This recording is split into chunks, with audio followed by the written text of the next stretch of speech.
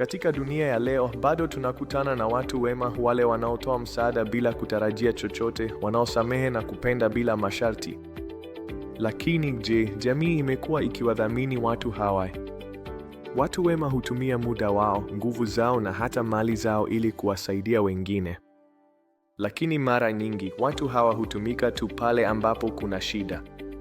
Wengine hutumia wema wao wakiona ni wajibu, si fadhila.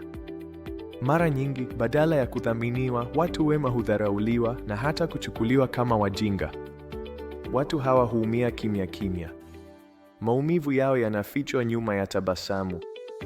Lakini bado wanaendelea kuwa wema, wakiamini siku moja jamii itabadilika. Jamii, hebu tubadilike. Tuwadhamini watu wema, tuwape shukrani na tuache kuwatumia.